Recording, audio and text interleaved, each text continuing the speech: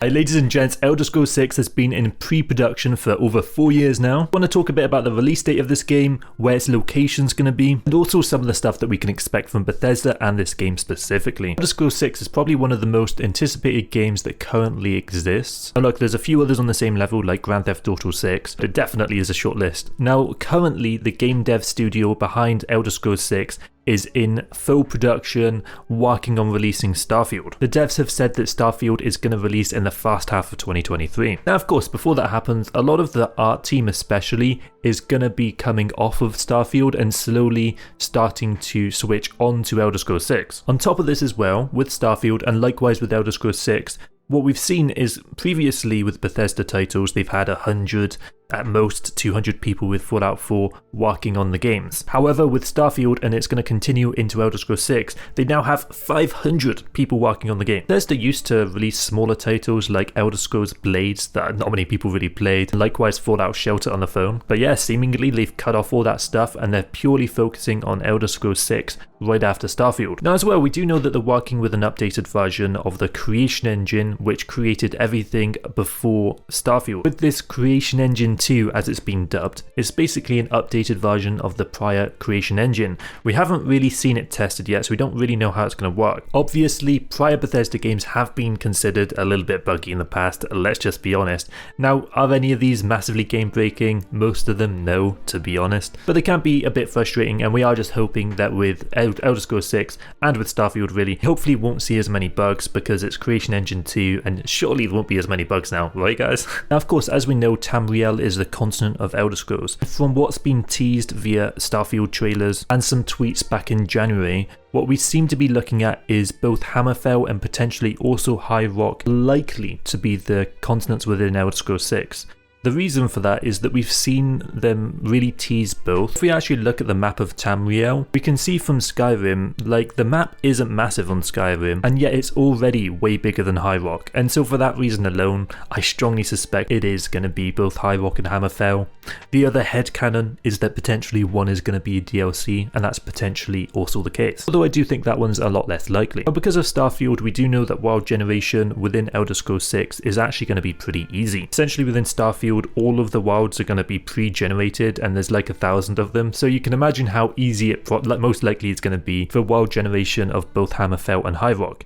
Now Hammerfell also has quite a sandy area, and so that of course as well is going to be relatively easy to develop purely from a map design perspective. It's really interesting looking at these regions and trying to parse out what races are going to be inhabited within each of these regions. Within Hammerfell it seems to quite simply be Redguards, which is one of the 4 races of man. But then the other race within Hammerfell is going to be Orcs, which I actually thought was pretty interesting. Now within this context, High Rock lore and the races that I can definitely confirm will most likely be in this Elder Scrolls 6 game actually like pretty varied. So there's some type of fairy type races like nymphs, pixies, things like that. But there's also like centaurs, goblins, and again the Orsimar come up, which are the orcs. Now of course we can also expect other races to inhabit High Rock and Hammerfell which didn't originate there. For example, the Khajiit I'm super interested in. Now there's one other thing that I haven't mentioned yet which is definitely going to be a deal breaker for some. That is that Elder Scrolls 6 is going to be an Xbox exclusive and of course PC as well,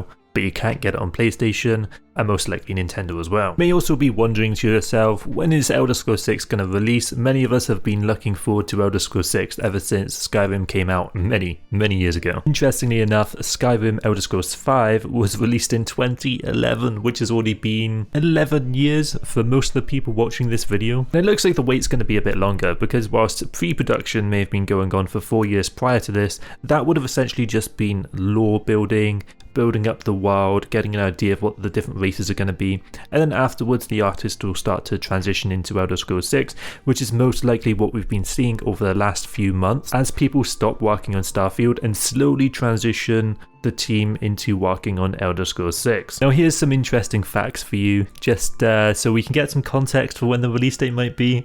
So between Skyrim and Fallout 4, we saw a 4-year gap. Between Fallout 4 and then Fallout 76, there was, to be fair, only a 3-year gap. However, then between Fallout 76 and Starfield, we've seen a 5-year gap. So let's posit when potentially this game could come out. Look, could it come out in 3.5 years and make it for the end of 2026? In theory, yes. That would be 3.5 years of full game development time, and it potentially could be there. But more than likely, we're actually going to see 2027. This game is quite far off. A few other things about Elder Scrolls 6 I do want to get into, but first I do want to mention that there are other Elder Scrolls games that you might enjoy. For example, Elder Scrolls Online is already set in High Rock and Hammerfell. However, it's set in the second era, which is way before the fourth era, which we're currently going to experience Elder Scrolls 6 within. Now, it could also be that Elder Scrolls 6 is going to go to the fifth era. That is one of the things I wanted to mention. It really depends how they want to go with the story. Like, do they want to do some cataclysm where hell is invading these areas and these races have to band together to defend an external threat? If that's the case, it may be fifth era, because otherwise, if it was fourth era, we would have probably heard about that kind of news already. Otherwise, if they are going to stick to the fourth era, it's probably going to be localized kind of politics, nothing super crazy. Be interested to see which direction they go. With the fifth era as well, they do also have to not worry as much about the prior lore, which means they're not bogged down as much by past material. It could also be a massive debate. There are other realms that haven't really been explored at all yet by the Elder Scrolls franchise. There's a little island on the left of Tamriel. There's also Esselweir, and likewise a Black Marsh as well, and perhaps some continents farther south of Tamriel that again we just haven't even seen on the map yet. Now, those, to be honest, are quite unlikely, but I did want to bring it up because it is something that could happen. A lot of people have been speculating that perhaps setting Elder Scrolls 6 within High Rock could be something similar to what we saw with Game of Thrones, where they're trying to induce political intrigue and all that kind of stuff into the series, and that's kind of one of the things that they want to focus on. Likewise, I also think it would be interesting to see how these Orcish tribes are. These Orcish tribes are nomadic by nature, but they have it definitely would be interesting to see what they're all about. There's also a bunch of stuff within Elder Scrolls 6 which of course we want to see improved relative to prior Bethesda games. I want to see some really interesting choices and skill checks like in Fallout New Vegas. I want to see deeper dialogue like we see within Starfield. I want to see interesting stealth mechanics. I want to see a really cool character customization. I want to see some magic that's powerful and dynamic in the way that you can use it. Likewise, I'd be interested in seeing more clothes and armor that you can wear. I want to see interesting level design where you can scale paths